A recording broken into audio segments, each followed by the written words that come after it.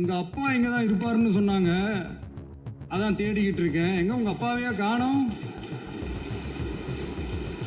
5 நிமிஷம் பேசுனதுக்கே கொளத்தூரி இந்த ஆட்டம் அடிச்சு. இப்பவும் சொல்றேன், மக்கள் பணத்துல இருந்து ஒரு பைசா கூட தொடமாட்டோம், தொடவும் விடமாட்டோம், தொட்டா விடமாட்டோம், இதுக்கு முன்னாடி தொட்டவங்களையும் விடமாட்டோம். இங்க இருக்கிற நிறைய பேரு நடுங்கி போய் இதுல நம்ம மேல அவதூறு வேற. நாங்க தான் அனுப்பி வச்சோம்னா புரியலையே. மக்களுக்கு நல்லா புரியும், எல்லாத்தையும் தெளிவா பார்த்துக்கிட்டு இருக்கிறாங்க.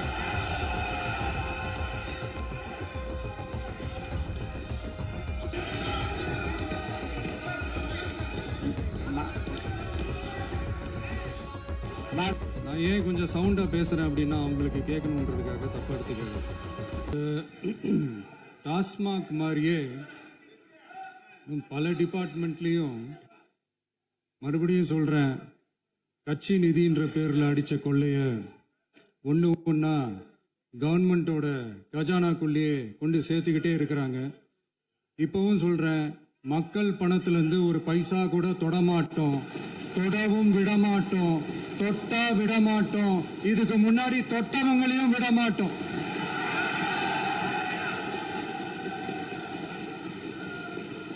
ஒவ்வொரு ஊழலா வெளியில வரும் போலயே, ஒவ்வொரு வேஷமா கலைஞ்சிரும் போலயே இங்க இருக்கிற நிறைய பேரு நடுங்கி போய் இதுல நம்ம மேல அவதூறு வேற. இப்ப புதுசா ஒரு வெப்பன் ஒண்ணு கொண்டு வந்திருக்காங்க. அது என்ன தெரியுமா? அவங்க தயவால தான் நம்ம ஆட்சி நடக்குதான். மக்கள் தயவால இந்த ஆட்சி நடந்துகிட்டு இருக்கு. மனசாட்சி உள்ள சக்திகளோட ஆதரவால இந்த ஆட்சி நடந்துகிட்டு இருக்கு.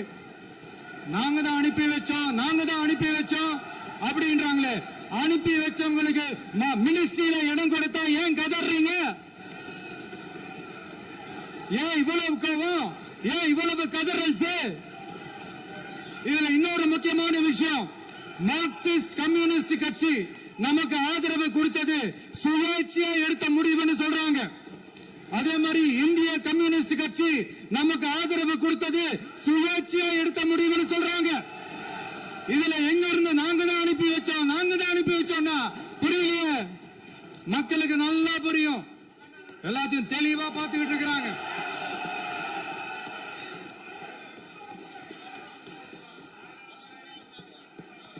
முதலமைச்சர் கண்டினியூ பண்ணலாம். மாண்பு முதலமைச்சர்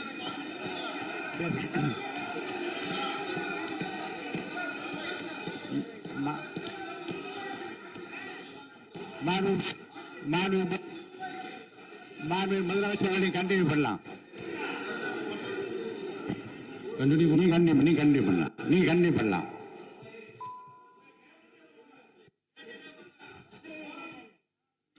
இந்த சமூக நீதி அரசுன்னு சொல்றவங்களை பார்த்து கேட்கிறேன், நம்ம பட்டியலின சகோதரர்களுக்கு எத்தனை அமைச்சர் பதவி கொடுத்தீங்கன்னு கொஞ்சம் சொல்ல முடியுமா? ஆனா நம்மளுடைய அரசுல 8 அமைச்சர் பதவிகள் யாருக்கு? நம்ம பட்டியலின சகோதரர்களுக்கு. எல்லாம் நம்ம அண்ணன், நம்ம தம்பி, நம்ம தங்கச்சிங்க. அண்ணல் அம்பேத்கர் அவர்களுடைய கிட்டத்தட்ட 100 ஆண்டு கால கனவு இப்ப நிறைவேறி இருக்கு. நான் ஏன் கொஞ்சம் சவுண்டா பேசுறேன் அப்படின்னா அவங்களுக்கு கேட்கணுன்றதுக்காக தப்பா எடுத்துக்காங்க. அதே மாதிரி பெண்களோட பாதுகாவலர் நாங்க தான் அப்படின்னு சொல்லிக்கிறவங்களை கேட்கிறேன், எத்தனை பெண்களுக்கு அமைச்சர் பதவியில இடம் கொடுத்தீங்க கொஞ்சம் சொல்ல முடியுமா?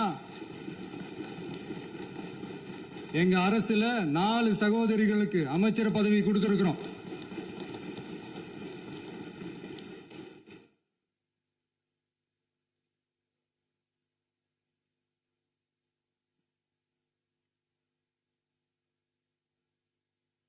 அதனால மக்களால் நிராகரிக்கப்பட்டு மக்களால் அகற்றப்பட்டவங்களுக்கு ஒண்ணு சொல்லிக்கிறோம், தப்பே செய்ய மாட்டோம், ஊழலே செய்ய மாட்டோம், நேர்மையா தான் இருப்போம், நியாயமா தான் இருப்போம் அப்படின்னு சொல்றவங்களால மட்டும்தான் கூட்டணி ஆட்சி அமைக்க முன்வரும். ஆட்சியிலையும் பங்கு அதிகாரத்திலையும் பங்கு கொடுக்க முன் வரும். ஊழல்லையே ஊறி போனவங்களால இந்த கூட்டணி ஆட்சியோ ஆட்சியிலையும் பங்கோ அதிகாரத்திலையும் பங்கு கொடுக்க முன் வராது. மெஜாரிட்டி இருந்தாலும் தரமாட்டாங்க, மெஜாரிட்டி இல்லைனாலும் தரமாட்டாங்க. கேட்டா ரெடிமேடா ஒரு பதில் ஒண்ணு வச்சிருப்பாங்க, கூட்டணி ஆட்சியை மக்கள் விரும்ப மாட்டாங்கன்னு. அதே மக்கள் தான் இப்ப அவங்கள பார்த்து சிரிக்கிறாங்க. நான் பதவியேற்ற அன்னைக்கு கொஞ்சம் டைம் அவகாசம் கேட்டேன். எதுக்கு கேட்டேன்? நிதி நிலைமைலாம் கொஞ்சம் மோசமா இருக்குது, அதெல்லாம் கொஞ்சம் சரி செஞ்சுக்கிட்டே படிப்படியா கொஞ்சம் கொஞ்சமா நான் கொடுத்த வாக்குறுதிகள்லாம் செயல்படுத்துவேன், அதுக்காக கொஞ்சம் டைம் அவகாசம் கேட்டேன். நான் ஏதோ வேற எதுக்காகவோ வேற யாருக்காகவோ ஏதோ அவகாசம் கேட்ட மாதிரி. அடுத்து இங்க சபையில இல்லாதவங்களை பத்தி பேச வேண்டாம்னு நினைக்கிறேன்.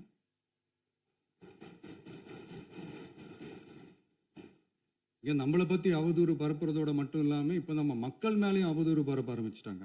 மக்கள் நமக்கு ஓட்டு போட்டது தப்பான், குடும்பம் குடும்பமா நமக்கு ஆதரிச்சது தப்பான். இது இப்ப இல்ல, நான் சொல்றது எம்ஜிஆர் அவர்கள் காலத்திலிருந்தே. அப்பவே அவர் ஜெயிச்சப்போ அதே மக்களை தப்பு தப்பா பேசுறது. மக்கள் என்ன பண்ணிட்டாங்க, எம்ஜிஆர் என்ன பண்ணிட்டாரு, எம்ஜிஆர் என்ன இது பண்ணிட்டாரு.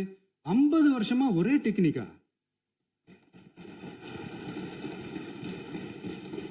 டெக்னாலஜி எல்லாம் மாறி வேற எங்கேயோ போயிட்டு இருக்கு. பஸ் இதுல கொஞ்சம் டெக்னிக்காச்சும் கொஞ்சம் மாத்தினா கொஞ்சம் நல்லா இருக்கும். அதனால மக்களுக்கு யூஸ்ஃபுல்லா இருக்கிற மாதிரி இந்த ஆக்கப்பூர்வமான கருத்துக்களோ ஆக்கப்பூர்வமான யோசனைகளோ இருந்தா சொல்லுங்க, அதை நாங்க டெஃபரெண்டா எடுத்துக்கிறோம். ஆனா அதை விட்டுட்டு இந்த நக்கல் நையாண்டி சம்பந்தம் இல்லாத பேச்சு இதெல்லாம் பேசிட்டு அப்புறம் முதல்வர் பதில் சொல்லல, முதல்வருக்கு பதில் சொல்ல தெரியல அப்படின்னா அப்புறம் என்ன சோஃபா மாடல் ஆட்சியா? அது என்னன்னு புரியறதுக்கே எனக்கு ரொம்ப நாள் ஆச்சு. இந்த sofa set, table chair, teapoy, furniture பிசினஸ்லாம் வேற எங்கேயா வெளியில போய் பண்ண சொல்லுங்க. அப்படி அந்த பிசினஸ் தான் பண்ணணும்னா நிறைய பிசினஸ் பண்ற மாதிரி வெளியில போய் பண்ண சொல்லுங்க, இங்க சட்டசபைக்குள்ள வேணாம். அதனால ஆக்கப்பூர்வமான கருத்துக்கள் இருந்தா சொல்லுங்க, டெஃபினட்டா அது சரியா இருந்தா நாங்க ஏத்துக்கிறோம். எனக்கு ஒரு குட்டி கதை ஒண்ணு ஞாபகம் வருது, சொல்லாமா? ஒரு ஊர்ல ஒரு பெரியவர் வெயில் ரொம்ப ஜாஸ்தியா இருக்குன்னு சொல்லிட்டு கண்ணுக்கு மேல கை வச்சுக்கிட்டு இப்படி சுத்தி முத்தி தேடிக்கிட்டு இருந்தாராம். அப்ப கூட இருந்த ஒரு சின்ன பையன் என்ன தேடுறீங்க அப்படின்னு கேட்டானா. அதுக்கு அந்த பெரியவர் சொன்னாரா, அது ஒண்ணு இல்ல தம்பி, உங்க அப்பா எங்கதான் இருப்பாருன்னு சொன்னாங்க, அதான் தேடிக்கிட்டு இருக்கேன். எங்க உங்க அப்பாவையா காணோம்?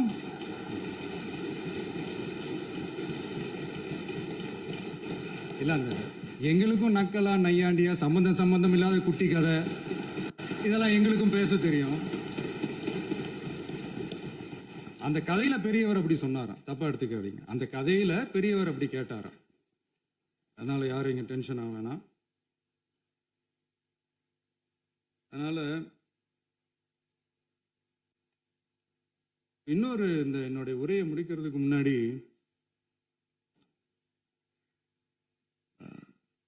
போயிட்டாங்க, பேசலாமா? சரி, உங்க கருத்துக்களை நீங்க முழுமையாக மன நிறைவோடு பேசலாம். டிவியில் பார்த்தோம். சரி, அதான் 5 நிமிஷம் பேசுனதுக்கே கொளத்தூரி இந்த ஆட்டம் அடிச்சு பேசுனா அப்புறம் என்ன பண்றது? கடைசியா நான் இந்த உரையை முடிக்கிறதுக்கு முன்னாடி ஒரு முக்கியமான ஒரு விஷயம் பத்தி சொல்லணும். ஆளுநர் உரை அன்னைக்கு இந்த தமிழ் தாய் வாழ்த்துக்கு அப்புறம் தேசிய கீதம் பாடினது தப்பு, தேசிய கீதம் 2 முறை பாடினது தப்பு. அப்படி ஒரு நிகழ்வு இதுக்கு முன்னாடி இந்த சட்டசபையில நடந்ததே கிடையாது. அந்த மரபையே மாத்திட்டீங்க. இப்படி ஒரு பெரிய ஒரு போர் மாதிரி எதிர்கட்சியை சார்ந்தவங்க எல்லாம் சொன்னாங்க இல்லையா? அந்த மாநில உரிமை போராளிகளை, அந்த மரபு காக்கிற உரிமை போராளிகளை ஒரே ஒரு கேள்விதான் கேட்கணும். 2021 ஆகஸ்ட் 2 ஞாபகம் இருக்கா? Centenary celebration of Tamil Nadu legislature. அந்த ஃபங்க்ஷன்ல நம்ம முன்னாள் முதலமைச்சர் கருணாநிதி அவர்களோட கலைஞர் அவர்களுடைய கலைஞர் அவர்களுடைய புகைப்படத்தை மாண்புமிகு குடியரசுத் தலைவர் திறந்து வைக்கிற ஒரு ஃபங்க்ஷன். அந்த ஃபங்க்ஷன்ல national anthem followed by Tamil Thai Vazhthu அப்படின்னு அறிவிச்சது ஞாபகம் இருக்கா? அதாவது தேசிய கீதத்துக்கு அப்புறமா இரண்டாவது முறையா, நோட் திஸ் பாயிண்ட் மாண்புமிகு பேரவைத் தலைவர் அவர்களே, ப்ளீஸ் நோட் திஸ் பாயிண்ட். தேசிய கீதத்துக்கு அப்புறம் இரண்டாவது முறையாக தமிழ் தாய் வாழ்த்து பாடப்படும் அப்படின்னு சொன்னது ஞாபகம் இருக்கா? அதுவும் முத்தமிழ் அறிஞர் அப்படின்னு சொல்ற நம்ம கலைஞர் அவர்களுடைய அந்த புகைப்படம் வெளியிட்டு விழாவில் அவர் இருந்த இதே சபையில தமிழை இரண்டாவது இடத்துக்கு தள்ளினது யாருன்னு ஞாபகம் இருக்கா? அது மட்டும் இல்ல, அந்த தேசிய கீதத்தை நாட்டுப்பண் நேஷனல் ஆந்தம்னு சொல்லி அதே ஃபங்க்ஷன்ல கடைசியா ஃபங்க்ஷன் முடியும் போது செகண்ட் டைம் தேசிய கீதம் பாடினதும் ஞாபகம் இருக்கா? இதே அவையில் தான், அது அவை குறிப்பிலும் இருக்கிறது, இதே அவையில் தான் நடைபெற்றது. இந்த தக்க நேரத்தில் இந்த ஆதாரங்களை அளித்த மாண்பு முதல்வர்களுக்கு நன்றியை தெரிவித்துக் கொள்கிறேன். டவுட் இருந்தா இந்த புக்கை பார்த்து தெரிஞ்சுக்கலாம். அதனால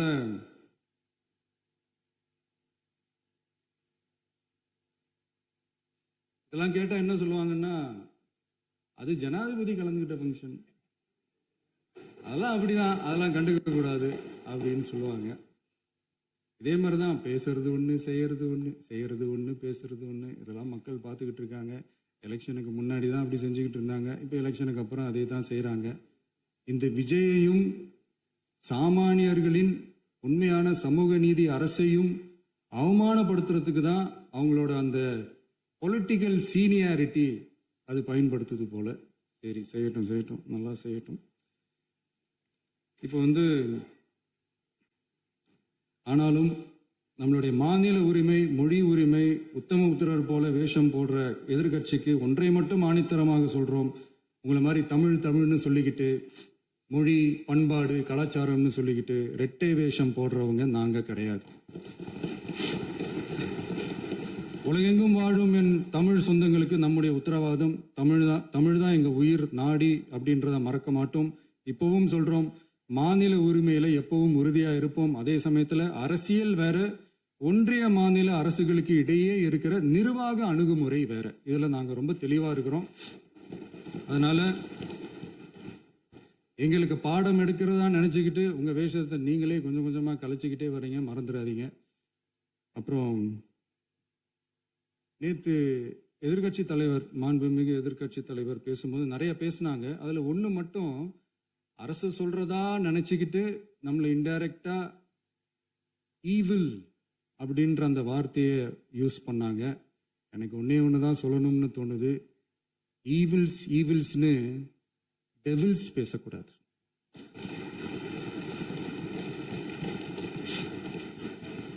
அவங்க இருந்திருந்தா ஒரு ஆக்ஷன் பண்ணணும்னு எனக்கு தோணுச்சு. எல்லாரும் போயிட்டாங்க. பர்மிஷன் பண்ணலாமா? இப்பவும் பண்ணலாம், ஒன்றும் தப்பு இல்லை.